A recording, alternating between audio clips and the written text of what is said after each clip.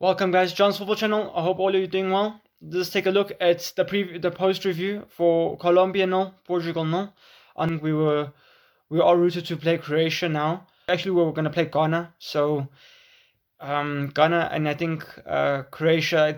Look at them. They both played each other. It was 2-1.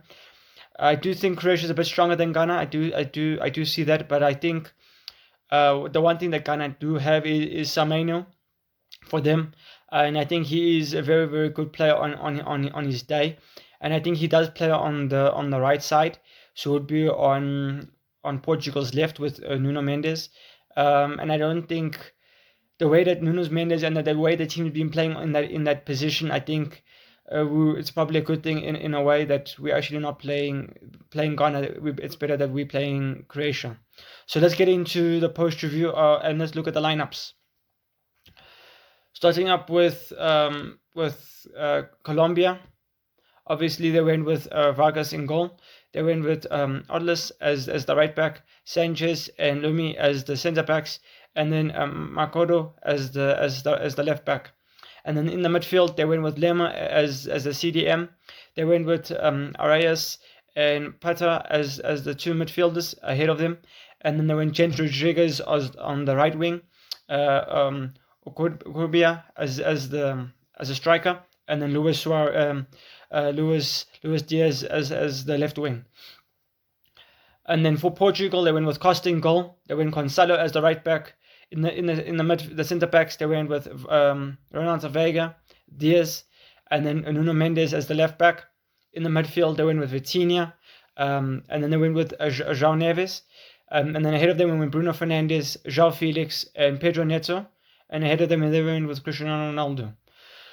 So we have to look at the teams. I think we had a decent team to go into it. I think obviously the manager for Portugal, obviously Martinez, actually went with the same team, very similar team to what happened with Uzbekistan, for us to actually continue the momentum and continue the goals that we had in that game. And I think it was just unfortunate that we tried to copy the same system, thinking that we were going to do the same results against a different team, and I think hence why it didn't actually play out the way we anticipated or they anticipated. Obviously, it's two different teams. You can't play the same way of football with two different teams, and I think with this particular game, I think there were certain aspects that were lacking, and I think hence why we could be very very lucky that we're not going home with a loss. And we could also be unfortunate that we didn't actually go in the win as well. So let's get into it, what actually happened. So obviously from the first 45 minutes, not much was done. Not much. There was a bit of chances here and there, but overall not much you can actually be said about the first half. Then we look in the second half. Obviously we saw that João Cancelo coming off. A few substitutions were made. The likes of Ruben Neves comes off for João Neves. Obviously, I think that was the one sub that was different from the other team, from the other game. And I think it was an interesting one because we obviously know this game had Ruben Neves has a bit more experience than João Neves. Obviously, I think it's an age gap of probably 4 or 5 years. So you can understand probably the logic in terms of that. I mean, obviously, Colombia, you have to give them some respect to know that they are a dangerous team, and you can't give them the respect that they actually need. That they are dangerous on their day, and we could really see there were some opportunities where we could be lucky today that it didn't actually go in the back of the net. And then we had some subs as well after that. Another more subs in the 60th minute with Luis Suarez coming off. For a split second, when I heard Luis Suarez, I actually thought the actual Luis Suarez from Barcelona and Inter Miami, but obviously he plays for Uruguay, so it's not the same Luis Suarez. But it is also another question of, are they brothers or somewhat related? Let me know what you guys think about that one. And then we also saw Jeffrey Lerma coming off for Ricardo Royos in the second half. And then we also saw João Felix come off for Rafael Leao and Vitinha come off for Sammy.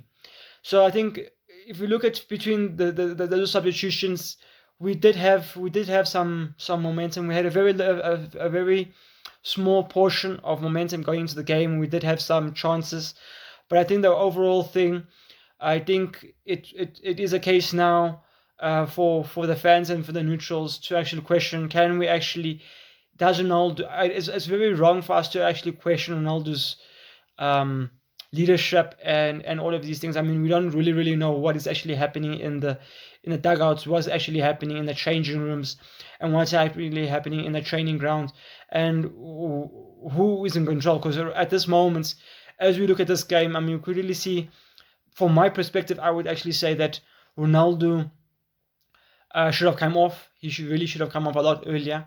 I think that for one, in terms of our attacking thing, I think we were one less man up front in order to press, because Ronaldo didn't always press, and I think we also were lacking a man to actually start defending from the get-go, start defending from the attacking positions, because we didn't have a proper attacker who actually can press from that get-go, and we also didn't have someone who could counter-attack. I mean, obviously, when Ronaldo has the ball on a counter-attack, his first mind or train of thought is, okay, who's around me, who can I play it to, so that I can continue to make the run towards the box while it eventually gets there, so that when I'm there, then the ball can be there as well.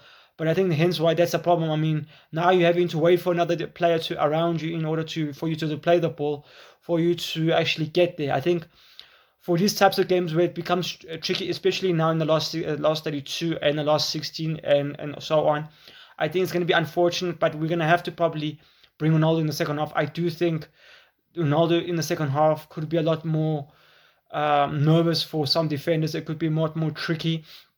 It could be a time where they fatigue already with all the running of the likes of Pedro Neto, the likes of Ramos, the likes of whoever's playing on that wing, whether it's João Felix, the likes of Rafael Leao. And I think it's another thing of, I think it's also a thing of the reason why playing João Felix as a left wing is to help Ronaldo in that position. And I think now we're just using different parts of a mechanism to help another thing, and it doesn't work. I mean, if that part is not for that particular thing is not that job, then it doesn't actually work, and it won't ever work. You can't put something to replace something if it's not the identical replication of it. You can't have a centre back playing midfield. You can't have a midfielder playing striker. It doesn't work that way. They have their attributes, and it's the reason why they need to stick to them. So I think if we went with Gonzalo, like we all know, in the second game against Uzbekistan, I think it was, where we brought on, I think Bernardo Silva was starting that game, and then in the second half that we decided to bring on Gonzalo, and he was bombing down that wing constantly, and he was one of the threats for Portugal. And I think that's what we actually needed. We needed another winger that could actually dominate. And it brings me to my next point. I mean, for some reason, I don't know why, Nuno Mendes, I don't know if he's been told to do so, but he's playing as a left wing back. I don't know why he's playing as a left wing back. He's leaving holes in his position. He's allowing players to pocket him on the outside, and he keeps being exposed on his side and on his flank. And I think that's where our holes are coming from, because that's where it starts. And then we have against our opposition have players that can actually run in the goal, in the box, and actually have chances at goal. From that perspective, if we can only be lucky that most of the chances that were against us today were actually chances where we could actually defend, and we were actually the first player to get to the ball. Because if we weren't, we probably would have been buried probably a couple of goals today. And I think we could actually be very, very lucky that we didn't get punished.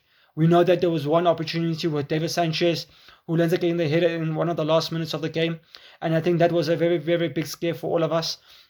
We knew we were already qualified for the last 32, but I think the perspective of us actually having a chance to actually win this game, going down in smoke with us being a man down, a goal down, and very, very not much time left on the clock to actually turn it around, I think it was a scary thing. And then there was more substitutions going into the second half towards the 76th minute and the 80th minute, but not much was an actual factor for Portugal to actually make the difference and actually turn the game around.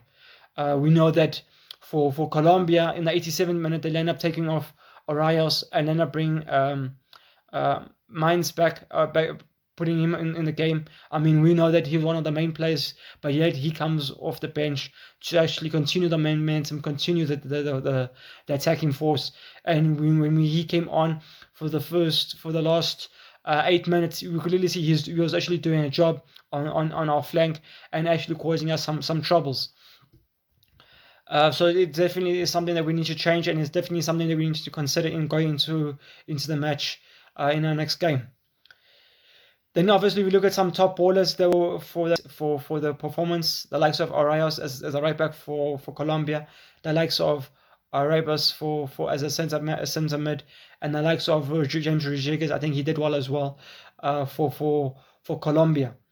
And then we also know, I think Loma also deserves a shout. I mean, he did a good job in his midfield position, protecting Colombia as well. So I think he deserves a shout as well. And then we look at for Portugal, there's the likes of Costa. I think there was a couple of chances where he saved us. He actually kept us in the game. The likes of Vitinha, I think he did a decent job. Not much you can say that he did overall, but I think he kept the basics very, very tidy. Renata Vega also did a job. Very, very good game from him as well. It is a thing of, is Renata Vega our main centre back going into this tournament, or is there someone else that's going to be paired around Ruben Diaz? Let me know down below. Do you guys actually want to keep seeing Renata Vega, or is there someone else you have in mind that deserves to start over Renata Vega? And then if you look at the momentum going, I mean, clearly see Colombia has more momentum and difference. If you have to look at the stats of them running, you could clearly see Colombia definitely ran more than Portugal today. And I think it's something that we need to change. We need to find a way to actually start running past these teams. We need to start beating them. Because if you're obviously going to work harder than your opposition, you have a better chance of actually getting something from the game. And then we look at some stats. Obviously, for Colombia, they have 24 shots on target, 6 shots on target. If you look at for Portugal, they only have 13, and another 13 only have 2. So that's very, very poor in terms of shots on target. We barely work the keeper for Colombia. And then everything else fairly the same. Fouls, I think Colombia obviously had more fouls than us. They had 12, we had 6. Corners, they obviously had more corners than us as well, 5 and 2. And then possession was fairly the same for both sides. And then as it stands in the group, Colombia have 7, Portugal have 5, DR Congo have 4, and Uzbekistan has 0. They go out of the competition and are going home without any further play in the competition. And then as it stands for now for the best 3 teams, obviously it's DR Congo, Sweden, Ecuador, Ghana, Bosnia, Algeria, Paraguay, Senegal, and then Iran and South Korea obviously don't qualify and don't make it into the next round. So yeah, guys, let me know down below what you guys think of the game. As I think I said in my preview, I was going with 2-1, but clearly it was a draw. So we'll soon see now what happens into the next rounds. Obviously, we take a look now in what's happening for the last 32. Obviously, France is versus Germany. No, sorry, it's Germany versus Netherlands, France versus Sweden, Morocco versus Netherlands.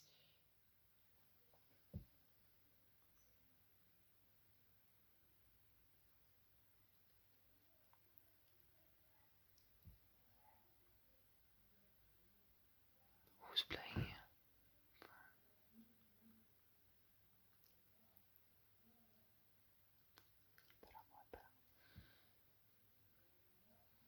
So if we look at the next rounds, obviously it's Germany versus, I think it's Paraguay, France versus Sweden, South Africa against Canada. Stay tuned for the preview for that one.